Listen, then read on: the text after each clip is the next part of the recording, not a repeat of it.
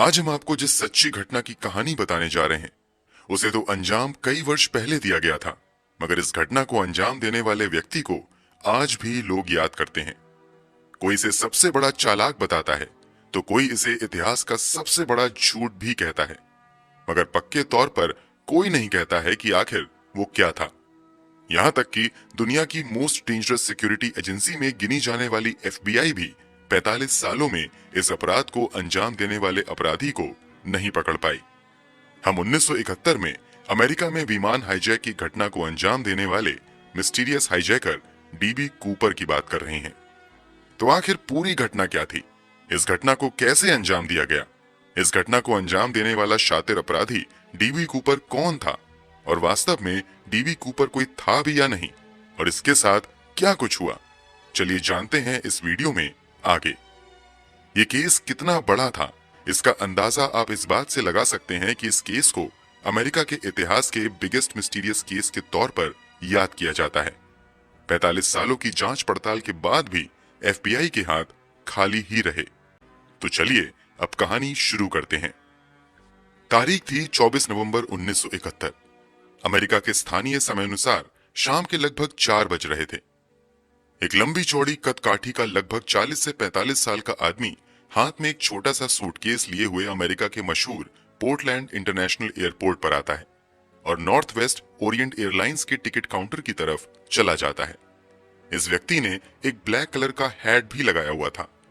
ये व्यक्ति Portland international airport की फ्लाइट काउंटर पर जाता है और सिएटल शहर के टेकोमा इंटरनेशनल एयरपोर्ट तक जाने के लिए फ्लाइट संख्या 305 का $20 का वन वे टिकट खरीदता है। टिकट खरीदते समय ये व्यक्ति अपना नाम डैन कूपर बताता है। हालांकि एक घटना के बाद मीडिया गलती से डैन कूपर का नाम DB कूपर के तौर पर छापती है और यही नाम इसकी पहचान भी बन जाती है। खैर, ये वो समय था जब एयरपोर्ट पर आज की तरह सुरक्षा व्यवस्था चाक चौबंद नहीं हुआ करती थी। यात्रियों को फ्लाइट में बैठाने से पहले भी किसी तरह की जांच पड़ताल नहीं की जाती थी, खासतौर से उनके सामानों की। फ्लाइट में कूपर के अलावा 36 और पैसेंजर यानी कुल 37 पैसेंजर तथा 6 क्रू मेंबर थे। समय होता है और एक के बाद एक सभी यात्री फ्लाइट में बैठ जाते हैं। क्योंकि अगले दिन अमेरिका में थैंक्सगिविंग डे के मौके पर छुट्टी थी, इसलिए एयरपोर्ट पर भी कम भीड़-भाड़ थी और जहाज के अंदर भी बहुत सारी सीटें खाली थीं। जहाज के अंदर आने के बाद एक के बाद एक सभी यात्री अपनी अपनी सीट पर बैठ जाते हैं। कूपर अपना टिकट लेते हुए जहाज के अंदर दाखिल होता है और जहाज के लास्ट रो में मौजूद सीट संख्या 18E पर जाकर बैठ जाता है। बैठने के कुछ ही मिनट बाद ये एक गिलास शराब और कुछ ड्रिंक्स की भी मांग करता है। सभी फॉर्मेलिटीज पूरी होने के बाद तय समय पर यानी स्थानीय समय अनुसार 2:50 पर फ्लाइट संख्या 305 पोर्टलैंड एयरपोर्ट से वॉशिंगटन के सिएटल शहर के लिए उड़ जाती है। फ्लाइट के उड़ने के कुछ ही मिनट बाद पिछली सीट पर बैठा DB कूपर अपनी जेब से कागज का एक छोटा सा टुकड़ा निकालता है और वो टुकड़ा जहाज पर मौजूद 6 क्रू मेंबर्स में से एक फ्लोरेंस शेफनर नाम की क्रू मेंबर को दे देता है। उस समय फ्लोरेंस उसी व्यक्ति के ठीक पीछे वाली जंप सीट पर बैठी हुई थी। कागज के उस टुकड़े को एक सामान्य सा टुकड़ा समझते हुए फ्लोरेंस उसे बिना पढ़े मुस्कुराते हुए अपने पर्स में रख लेती हैं। फ्लोरेंस को ऐसा करते देख वो व्यक्ति थोड़ा पीछे की ओर झुकते हुए फ्लोरेंस से कहता है कि बेहतर होगा कि आप देख लो कि उस पेपर पर क्या लिखा हुआ है। मेरे पास एक बम है। इतना सुनते ही फ्लोरेंस घबरा जाती हैं और तुरंत वो पेपर खोल कर देखती हैं। उस पर लिखा हुआ था, मैडम, मेरे पास जो ब्रीफकेस है उसमें एक बम है और मैं चाहता हूं कि आप मेरे बगल में आकर बैठ जाओ। ये पढ़ते ही फ्लोरेंस पेपर का वो टुकड़ा DB कूपर की तरफ बढ़ा देती हैं और फिर उस व्यक्ति के कहने पर ठीक बगल वाली सीट पर बैठ जाती हैं। फ्लोरेंस के बैठते ही वो व्यक्ति अपनी ब्रीफकेस को खोलता है और फ्लोरेंस को उसके अंदर देखने के लिए कहता है। ब्रीफकेस के अंदर फ्लोरेंस देखती हैं कि 2 पंक्तियों में कुल 8 लाल रंग के डायनामाइट लगे हुए हैं तथा सूटकेस के अंदर बड़े पैमाने पर अलग अलग तरह के स्विच, बैटरी तथा वायर भी लगे हुए हैं। फ्लोरेंस शेफनर को यह सब दिखाने के बाद कूपर तुरंत अपना ब्रीफकेस बंद कर लेता है और फिर फ्लोरेंस से पेपर पर कुछ लिखने के लिए कहता है। जो कुछ भी उस कूपर ने लिखने के लिए कहा था, फ्लोरेंस ठीक वैसा ही लिखती हैं। ये कोई लव लेटर नहीं, बल्कि उस व्यक्ति ने अपनी डिमांड लेटर लिखवाई थी। वो डिमांड लेटर लिखने के बाद फ्लोरेंस बड़ी ही सावधानी से उठकर कॉकपिट की तरफ जाती हैं और पायलट को बताती हैं कि प्लेन में एक व्यक्ति है जिसके पास बम है और उसने फ्लाइट को हाईजैक कर लिया है। बदले में उसने अपनी डिमांड की एक लिस्ट भी भिजवाई है। उस व्यक्ति द्वारा लिखवाए गए डिमांड लेटर में वो व्यक्ति मांग करता है कि उसे जल्द से जल्द $2 लाख दिया जाए। ये रकम सिर्फ $20 के नोट में होनी चाहिए। $2 लाख कैश के अलावा वो व्यक्ति 2 फ्रंट पैराशूट और 2 बैक पैराशूट की भी डिमांड करता है। इसके अलावा वो ये भी कहता है कि अब फ्लाइट में होने वाली सारी एक्टिविटीज उसी की मर्जी के मुताबिक होनी चाहिए। अगर पायलट ने जरा सी भी तेजी दिखाई तो वो बम से इस जहाज को उड़ा देगा। फ्लोरेंस शेफनर डिमांड लेटर लेकर तो कॉकपिट में चली गई थी, इसलिए अब डीबी कूपर तथा कॉकपिट के अंदर मौजूद क्रू मेंबर्स के बीच बातचीत करवाने के लिए डीबी कूपर के बगल वाली सीट पर अब टीना मचलो नाम की क्रू मेंबर बैठ जाती है। अभी पायलट और प्लेन को हाईजैक कर चुके डीबी कूपर के बीच बातचीत चल ही रही होती है कि इसी बातचीत के दौरान कूपर अब कुछ और अपनी शर्तें क्रू मेंबर्स के सामने रखता है। नई शर्तों के मुताबिक वो कहता है कि जब फ्लाइट सिएटल शहर में लैंड करेगा तो उस समय रनवे पर एक फ्यूल ट्रक मौजूद होना चाहिए। इसके अलावा सभी पैसेंजर अपनी सीट पर बैठे रहेंगे। फ्लाइट के अंदर फिरौते की रकम टीना मैचलॉ लेकर आएंगी। इन सभी शर्तों को माने जाने के बाद डीबी कूपर कहता है कि अगर ऐसा होता है तो वो सभी पैसेंजर को सुरक्षित जहाज से उतरने देगा। उसके बाद फिर उसे 4 पैराशूट जहाज के अंदर भिजवा दिए जाएंगे। इस समय इस जहाज के मुख्य पायलट कैप्टन विलियम स्कॉट थे। जहाज हाईजैक किया जा चुका था तथा हाईजैकर ने अपनी डिमांड की एक पूरी लिस्ट पायलट को बता दी थी। इसलिए अब पायलट तुरंत स्थानीय एटीसी यानी एयर ट्रैफिक कंट्रोल से कांटेक्ट करता है और उन्हें प्लेन के हाईजैक होने की जानकारी देने के साथ साथ प्लेन के हाईजैक होने की जानकारी तुरंत स्थानीय पुलिस तथा एफबीआई को भी दे दी जाती है। कमाल की बात तो ये थी कि जहाज का अपहरण हो चुका था, मगर जहाज के अंदर का माहौल इतना ज्यादा शांत था कि बाकी यात्रियों को जहाज के अपहरण होने की भनक भी नहीं लगती है और वो सभी आराम से अपनी मंजिल आने का इंतजार करते रहते हैं।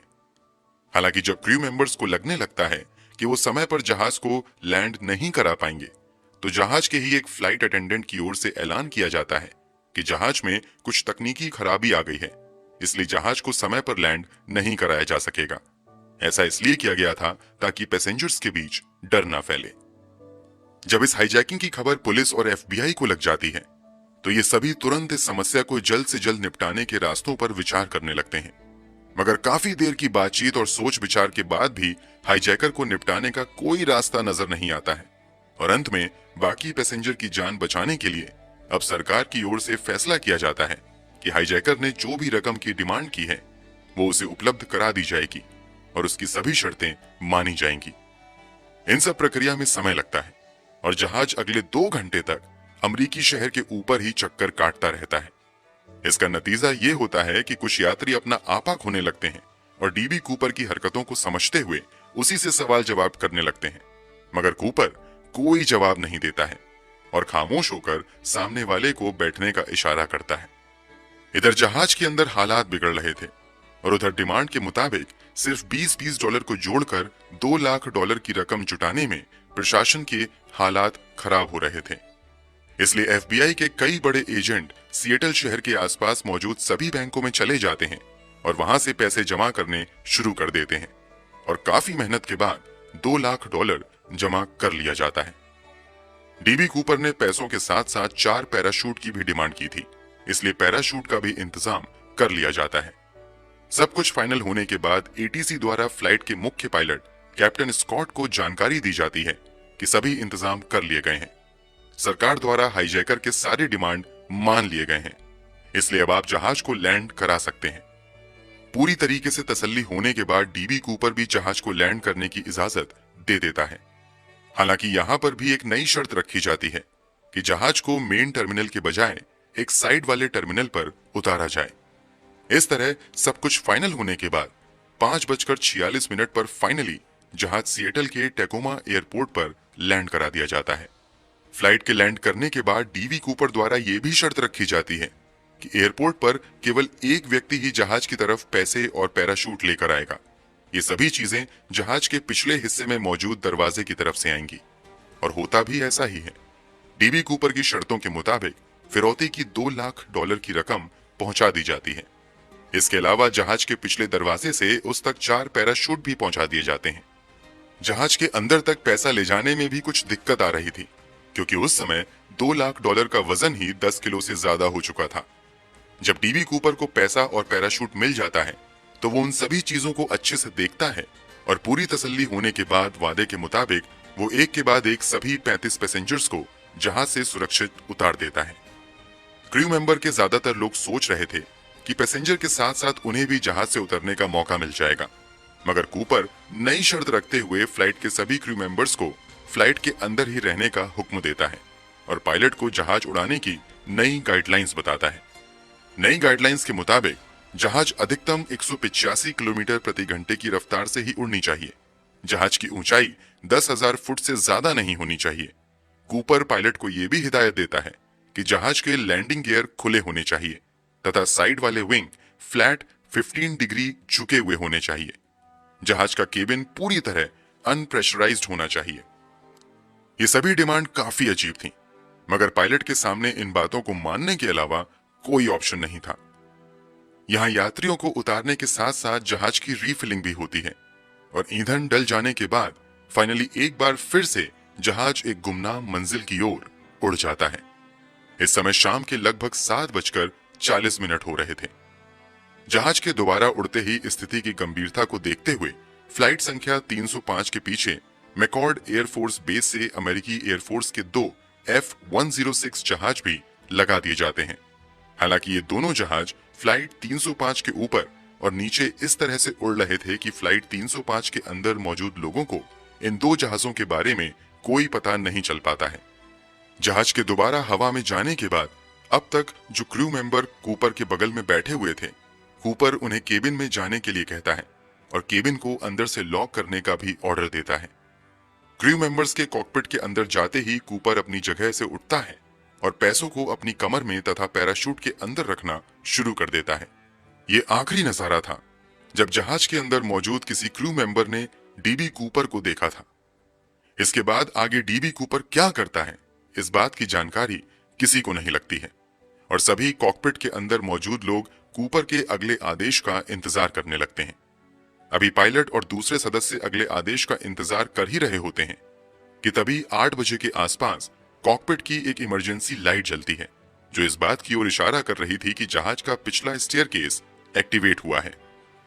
इस वार्निंग के मिलते ही कॉकपिट के क्रू मेंबर्स इंटरकॉम की मदद से कूपर से कांटेक्ट करते हुए कहते हैं कि अगर तुम्हें किसी तरह की मदद की जरूरत हो तो बताओ। जवाब में कूपर सिर्फ कहता है नो।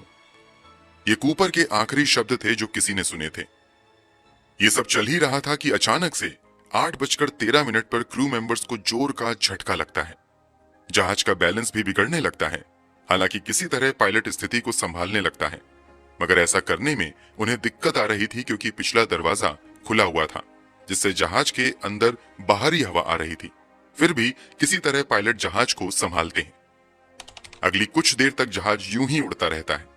फिर फाइनली जहाज को रेनो टेहो इंटरनेशनल एयरपोर्ट पर लैंड करवाने का प्लान बनाया जाता है, मगर समस्या ये थी कि जहाज का पिछला स्टेयर खुला हुआ था। ऐसे में लैंडिंग करवाना खतरे से खाली नहीं था। इसलिए एक बार फिर से क्रू मेंबर कूपर से कांटेक्ट करने की कोशिश करते हैं और कूपर से पिछले स्टेयरकेस को बंद करने की रिक्वेस्ट करते हैं ताकि जहाज सुरक्षित लैंड कर सकें, मगर अंदर से कोई जवाब नहीं मिलता है और आखिरकार जहाज उसी हालत में रेनो एयरपोर्ट पर 11:02 पर सुरक्षित लैंड कर जाता है।